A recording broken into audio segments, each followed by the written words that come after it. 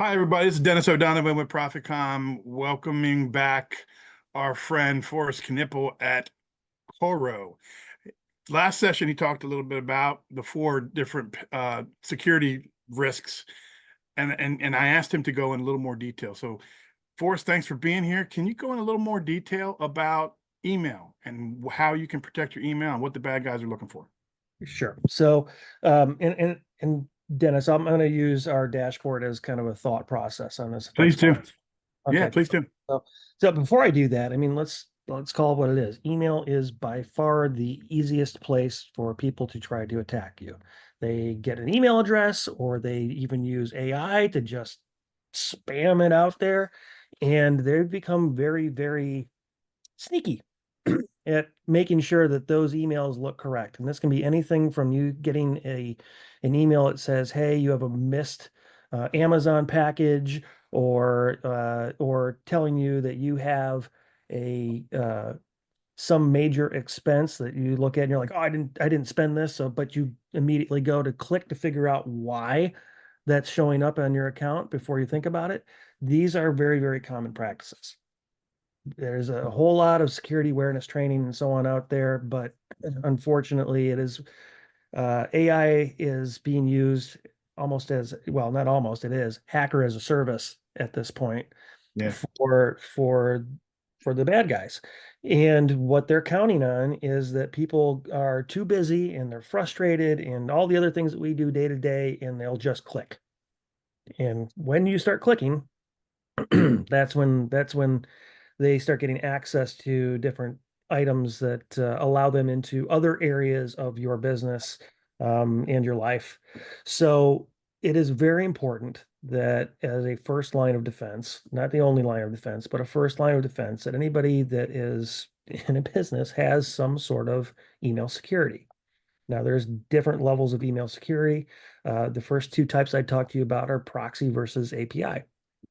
A proxy service is very commonly where your email goes into somebody else's servers, and then it is scrubbed for any bad content or whatever, and then it is released out to get to you as the end user. The pro of that is that you generally have somebody that's scrubbing that before it gets to you, and they're looking for the most common trends and what's happening for bad emails and malware and so on before it gets to you. But there are a lot of false positives. And so it is very common that those emails that aren't bad don't necessarily get to you, the end user. And we've heard some pretty challenging things that happen with that. The other way of doing it is an API. Now, the APIs generally work only if you are on some sort of cloud email practice. So I usually look at Microsoft 365 and Google Workspace because they're the most common out there. What those allow for is that you can actually use just your user admin credentials to be able to connect that at the cloud level to the partner, the supplier. Coro is one of these as well, that allows all of the data to be reviewed up in the cloud and then go actually to your inbox with whatever flags, and automatically remediate some of the different solutions. Sorry, some of the different emails or flagged content that is in there. I'm gonna tell you right now, as much as I'd love to say anybody is 100%, nobody, and I'm gonna say Coro as well, is 100% effective on this. It is a Sure. constant battle back and forth between the good guys and the bad guys, trying to figure out how you can catch the sneaky stuff and how they can be more sneaky.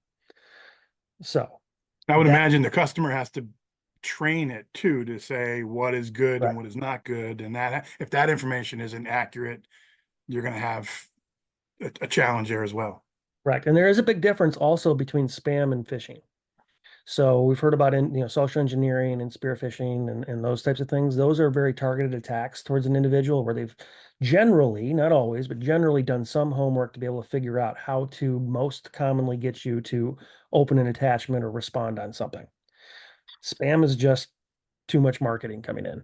Spam is as annoying as it is, generally isn't nefarious in nature. It's the phishing side of this. So this is where I'll kind of show you what I've got going on here. And this is just this is Coro's dashboard that I'm going to show you. And we'll probably go through this a little bit further with other ones, but if you have an email solution, there are a lot of different ways that people can come in. I did mention spam. Spam's annoying. Generally, it's a little less nefarious in regards to what it's trying to accomplish. But part of your email filter should probably have something that's spam, because if I can get rid of all the noise, it makes it easier for me as an admin to pay attention to the stuff that actually is not good for my organization. The other ones that are really, really common and becoming really hard to detect in general get into brand impersonation or even domain impersonation.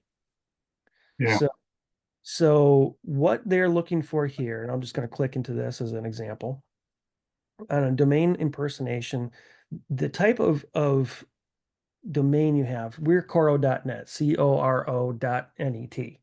You can see down here, hopefully you can see it here, where Yep. somebody changes a zero, sorry, an O to a zero or an I to an L, those simple things. If you have a spam, sorry, not a spam, if you have a email filter that is specifically looking for domain spoofing, this is one of the more common things that is going on right now. And again, if you're a typical user and you're just expecting that email from Dennis, and you don't take a look that it's, not O'Donovan, it's zero Donovan, they might get Wow. you. So Yeah. it can be as simple as that. The other areas that I would say are very common, let me scroll down here.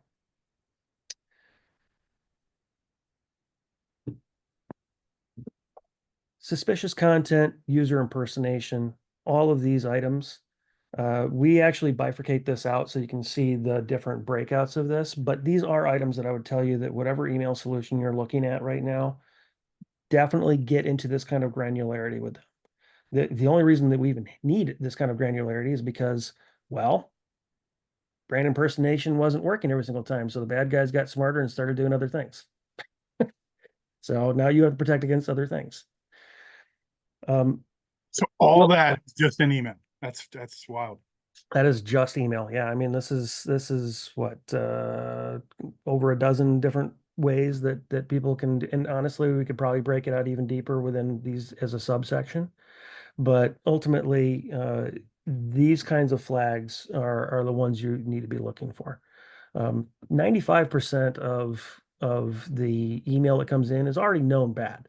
So most email solutions should be able to capture anywhere between 80 and 90% of the, we know it's the Prince of Nairobi type of thing. But it's all these other ones where you need to be able to flag on it. And by the way, these may not be bad. That's the purpose of having it flag versus just killing Denying it. it. Yeah, Yeah. correct. Because if we do it in a fashion like this, then the admin or the business owner, whatever it is, can take a look at that individual. So let's go back to that domain impersonation we looked at. Well, if for whatever reason I believe that yes, this is actually a legit email that's trying to come into me, well, then I can quickly make an action to be able to either move it forward, allow it, block it, whatever. Those are typical tools that you're going to want as a small business owner, because now you're teaching your own system to be smarter with the next one and the next one and the next one. Got it. Great. Well, thank you for showing that to us, Forrest. If you want to learn more about it, please reach out to me below at the contact information below, and we'll get you a demo of Cora's platform. Hey, Forrest, you told me a story last time we talked about email. Can you share that with everybody? Yeah. We were just talking about domain spoofing and impersonation. So, close friend of mine was going through buying a new house.